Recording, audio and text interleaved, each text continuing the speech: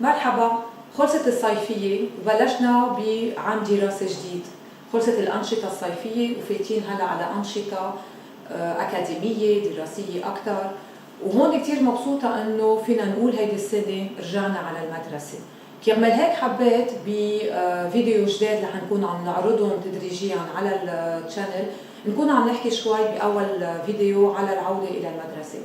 العودة الأولاد محمسين، الأهل محمسين، الأساتذة، الجو كله مبسوط بالعودة، مع إنه يمكن يكون فيها تعب، يكون فيها قلق، يكون فيها صعوبة بما إنه الأولاد كانوا معودين على نمط معين وعم بيرجعوا يروحوا على نمط جديد بيتطلب منهم يكونوا في عدد ساعات أطول حضوريا يكونوا موجودين.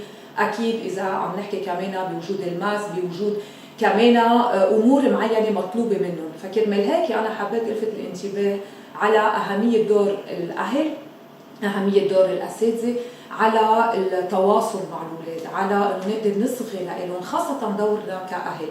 ممكن نلاحظ عن الاولاد هذا الحماس ومبسوطين وراحوا، بس بالمقابل يرجعوا على البيت يكون في صوت عالي، يكون في شويه حركه زايده، يكون في تعبير بعد شوي لما بقى بده يروح على المدرسه. هيدي مش عشان ما بدهم او ما عبالهم يروحوا، بس هن عم بيرجع جسمهم يتعود على مرحله جديده.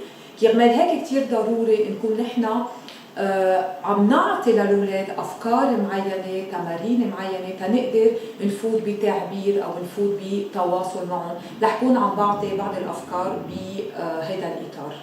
من الأمور الأساسية اللي بدنا نبلش فيها هي الروتين والنظام يكون موجود للأولاد.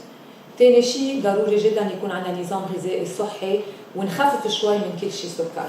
في عنا تنفس وفي عنا تمارين اليوغا اللي ممكن نلاقيها يوغا كيتس للأولاد، بتساعدهم على انه يكون عندهم طرق جديده وقتها بدهم يكونوا بالصف، يكونوا مزعوجين، بنشرح لهم انه انت فيك تاخذ نفس عميق وكيف تقدر تظهره حتى تحس حالك افضل. الرياضه من الامور الاساسيه والضروريه تساعد كمان الولد للتعبير وتيقدر يظهر اذا في شيء معين زعجه. الكتابة هي من الطرق اللي بنعتمدها مع الأولاد، خاصة بس يكونوا بأعمار بيقدروا يكتبوا ويعبروا، أو مع الصغار ممكن نعتمد الرسم حتى يكونوا عم بيعبروا عن نهارهم، عن عودتهم على المدرسة.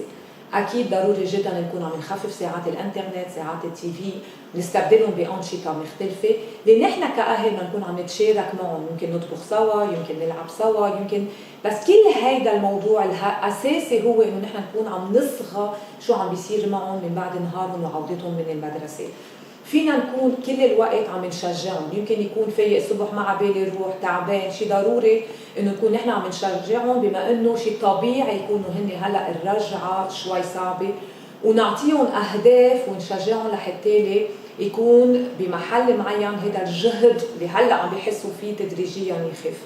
كمان مع الاولاد فينا نعطيهم اختيار القرارات، يمكن يكون اختيار بقرار انه شو عباله يلبس اليوم، يمكن يكون شو عباله هو يحضر كزوادة، انت اليوم رايح على المدرسه شو حابب بس ترجع كون عامله طبخه.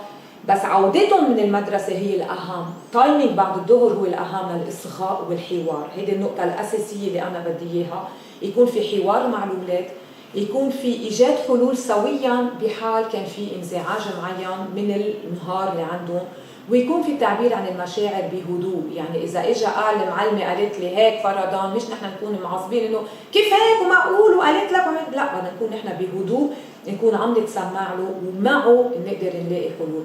كرمال هيك انا بنصح بهيدي العوده على المدرسه نكون الوسيله الاساسيه هي التواصل والتعبير والاصغاء لاولادنا.